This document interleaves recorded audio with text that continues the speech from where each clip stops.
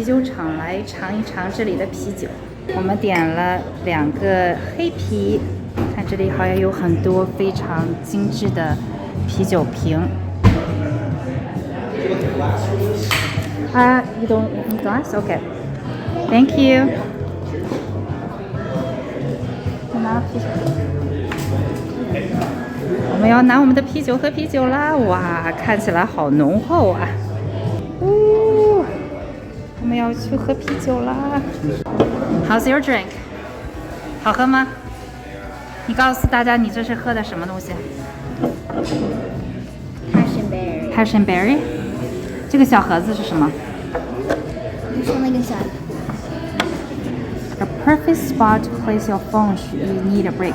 哦，这个小盒子是专门让你放手机的。如果你要是不需要手机，你就把它放到这个小盒子里面。因为来这里，妈妈把你的 United States 把我的手机也放里面。对啊，因为来这儿呢，我是让大家来聊天、来社交的，而不是看手机的，所以他们这里都有一个手机放在这儿。然后这里边的装饰也是那种很 industrialized 的感觉。我呢点了一杯黑啤酒，这么热的天喝一杯黑啤酒肯定很解渴。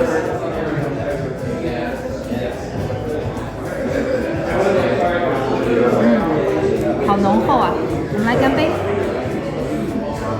Can I have a drink? Can I have a sip of yours? 艾丽要跟你们干杯。在这样的啤酒屋，迎着阳光喝一杯冰冰的啤酒，是不是感觉很惬意呀？凉不凉？好不好喝？我点的这个黑啤酒呢，它据说是跟捷克啤酒非常相似的。我没有喝过捷克啤酒，所以我不知道捷克啤酒的口味是什么样的，或者他们是用什么特殊的 ingredient 来做的。所以我一会儿问一下捷克的啤酒到底有什么特点。Will is the owner. Oh, okay. Will and I Oh, okay. to talk to him. Sure, Better yeah. answer some of your questions. Yeah, that would be great. Like, so is he the brewmaster? Yeah, he's the head brewer. Yeah. Oh, okay. So can I talk to him really quick? I just want to try to, get some idea of how the beer was made and. Okay. Thank you so much. Yeah, and my wife. She's got a couple questions she's wondering if she can ask you. Yeah. Actually, I'm making a YouTube video. Do you mind to be in the video or no? Oh my goodness. It's up to you. I didn't put any makeup on today. You look fantastic. So you don't need much I've only effort. had 2 cups of coffee today. Oh, how many beer do you have? That's the real I haven't had any question. beer, I promise. Oh, I don't know. I know it's very tempting working here. Like I would be drinking all the You time. want me to give you like a tour of That the would be facility? great. Yeah. Okay. Let's do this.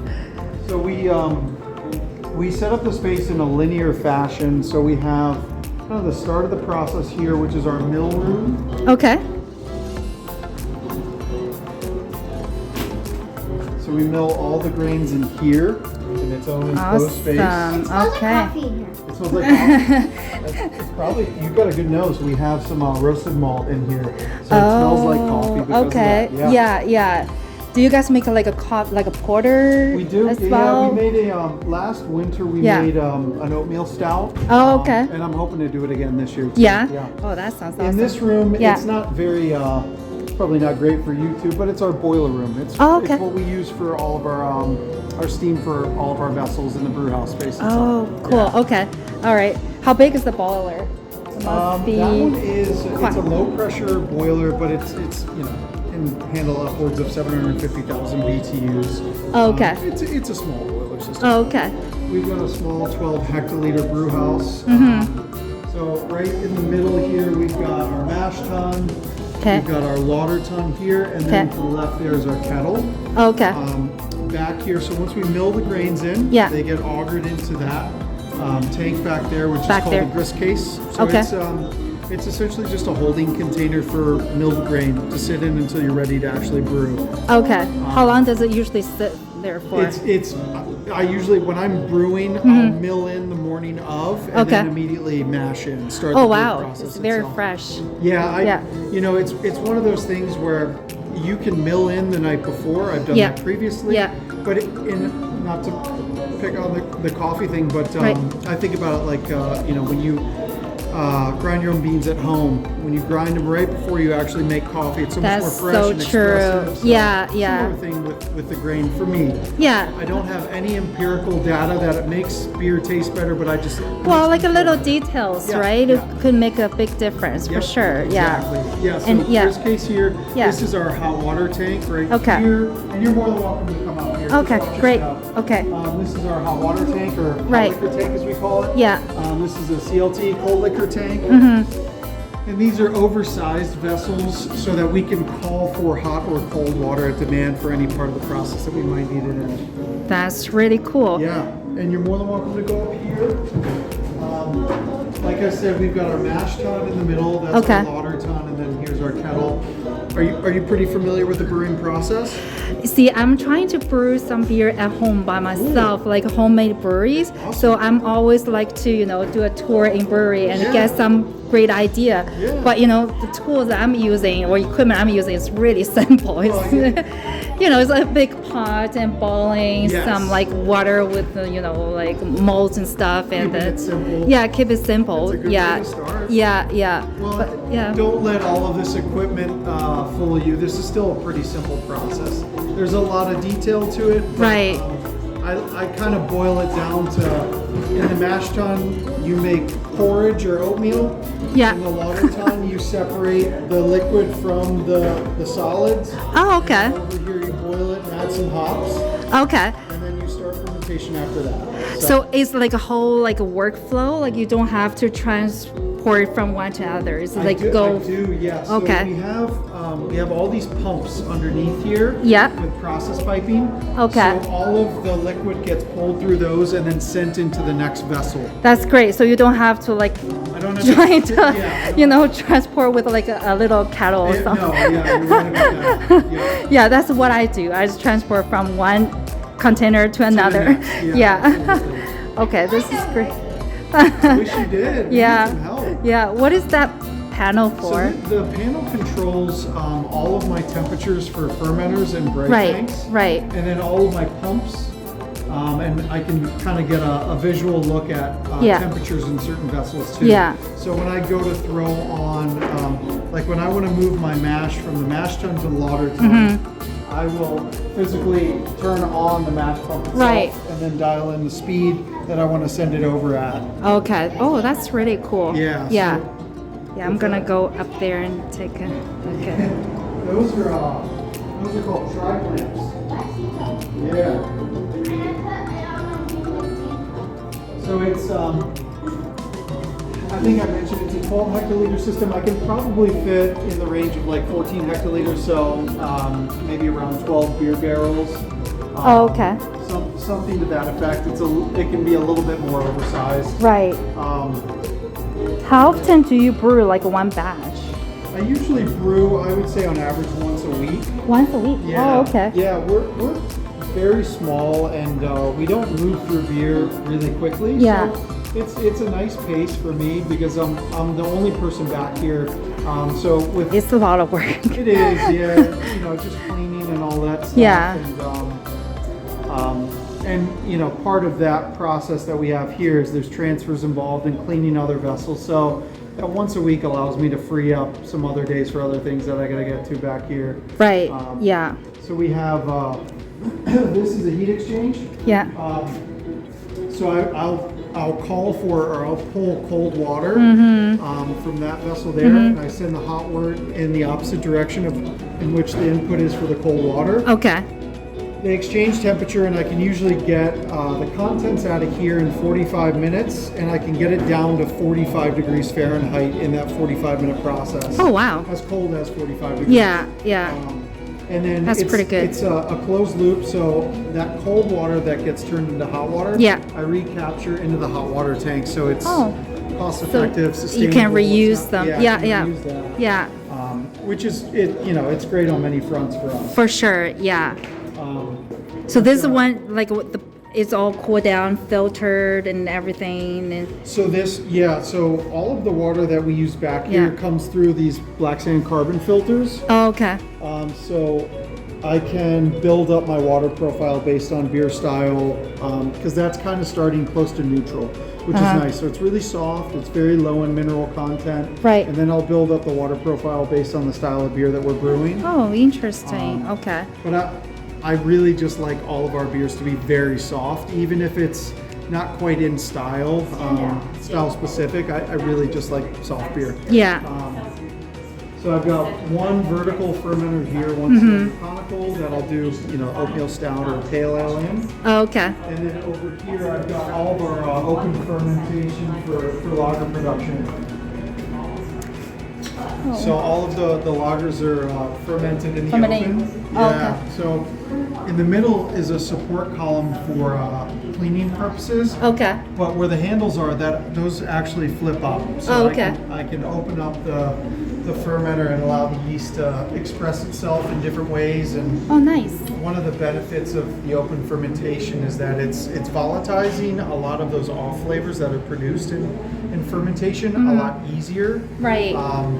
So it's a really, really neat process. It's a little bit scary. I'm always sort of like crossing my fingers still because it is exposed, but the character you get from it, I think, is worth the risk. Yeah, that's good, and that's why you have like a separate room, just because you don't want bacteria get in there. Yeah. Yep. And other factors to put more risk into it. That's right. Right. Yeah. Do you need to wear like a certain equipment or something I when you go don't. in? It's certainly good practice to do so. Right. But I do not. Part of what allows me to sleep okay at night is that I put so much lager yeast into these tanks that it would be highly unlikely that any wild yeast or bacteria would overtake the amount of lager yeast I put in there. I see. Okay. But it's never beer can be very tricky to brew. That's why I always admire the job that you guys do, because thank you so much. it is just like if anything goes wrong, right? Like the whole efforts just go to waste, right? I know it. Right. I know it. Yeah. This is where I actually have a sanitizer solution. I chill the glasses down before we serve beer in them, so that interesting. The temperature of the glass is matching almost the temperature of the beer coming out, so you get a really nice foam displacement that way. Oh, cool. Usually, when we do it at home, we add a little bit sanitizer. Yeah, sanitizer. Those foaming liquid, right? Yes. Yeah. Like obviously it's eatable, right? Yes, it's not harming. Yeah. Do you guys do that here too? I've got a lot of chemical. I've got some chemical drums back here. Oh, okay. One is caustic based, the other one is a strong acid based chemical. Right. And then I have my sanitizer that I use for any of the tanks before we go and actually knock out wort into, or if I'm doing a transfer. Right. So a lot of chemicals. Yeah, a lot of chemicals and cleaning and make sure everything is sanitized. Right. Yeah. It's like Ellie, don't touch it, please. It's like a medical surgery, right? It is, So we've got the open fermenters in here. And once we're about 60 to 80% attenuated, I'll transfer the beer out and then into one of the horizontals here. Okay. Now the horizontals are closed vessels for us, where we're any of the CO2 that's off-gassing, we're capturing in the top of the tank there to use as carbonation later on for the beer. And then it's still going through the fermentation process, obviously with the CO2 that's off-gassing as well. Right. So it'll complete fermentation in here over the course of, if I'm anywhere from maybe 6 to 12 days in here, I'm usually completing fermentation within another 14 days in these, and then I'll start slowly dropping the temperature down, and then it's absorbing that CO2 that it's created in there. And it'll carbonate the beer. And then it conditions carbonated for a number of weeks. Right. Can you start like serving the beer from here, or okay, all right, while it's still like fermenting. Yeah, so the dark lagers you guys are having today came right off of this tank. Oh, okay. I serve some of the beers straight off the tank, so you're having it really fresh and really like unadulterated. Right. Yeah. It's just going through one transfer, and then it's lived in that tank for 8 weeks, 12 weeks. Yeah. Oh, okay, all right. Yeah. Can you tell the difference personally, like for yourself? Like, can you tell the flavor changing, like when it first over those weeks? Over those weeks? Absolutely. Yeah. Yeah. Yep. Like, what is the flavor difference? The quick and easy idea of it would be like you make a pot of soup, and over the course of several days in the fridge, the soup gets more delicious. It comes together, it gets more cohesive. That's true. The soup is good right away, but it's not quite as good until a few days later. That's true. Like chili or spaghetti sauce. So it's a similar idea where it's really over several weeks, months, shaving some of the rough edges off, and really coming together and getting cohesive.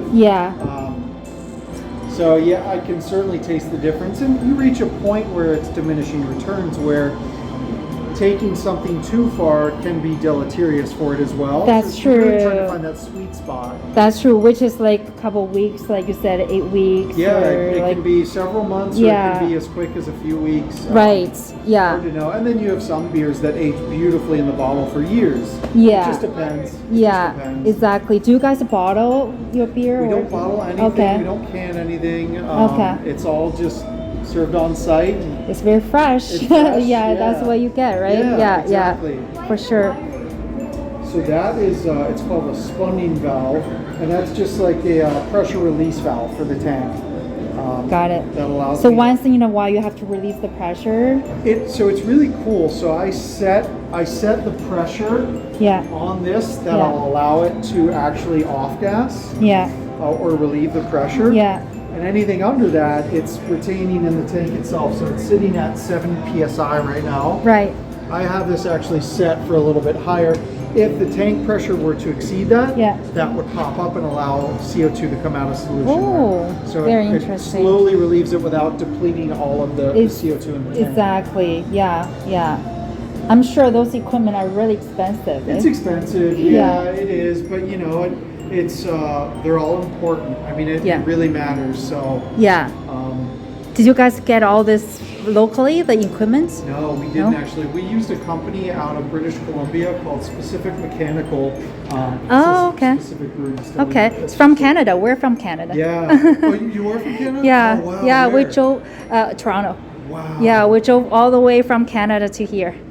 Just to here? And to North Carolina in general. So you're on vacation? Yeah, we're on vacation. Yeah, we're doing like RV road trips. Amazing. So so we like to visit different cool places. And how did you hear about us? How did you? I just check online, and I see a lot of good reviews. I was like, okay, I'm gonna go and check it out. Cool. Yeah, a lot of people are saying the beer is so delicious. So we're like, we gotta come here and check it out. There's a brewery in Toronto. I've never been to Toronto. I've been to Montreal a few times. I want to go to Toronto and check out Godspeed. Do you know Godspeed? They're doing a bunch of like Czech lagers.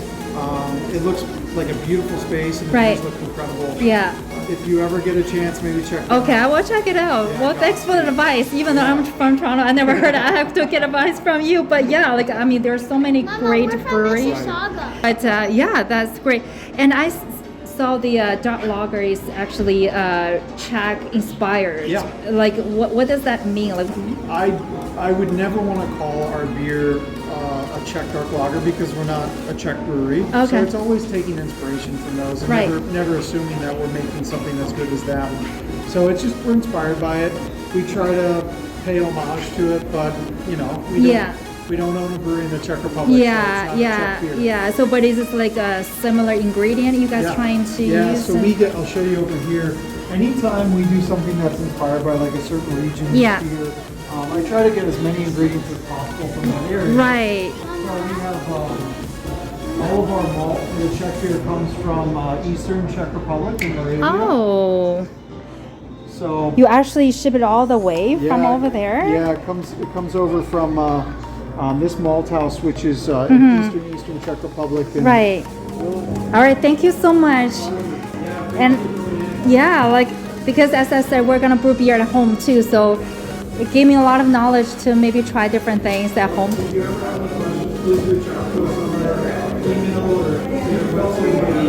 Sounds good. Okay, thank you so much. 这是他们新做的这个酒，还没有在外面公开卖呢，所以让我们尝一尝。谁要尝一尝？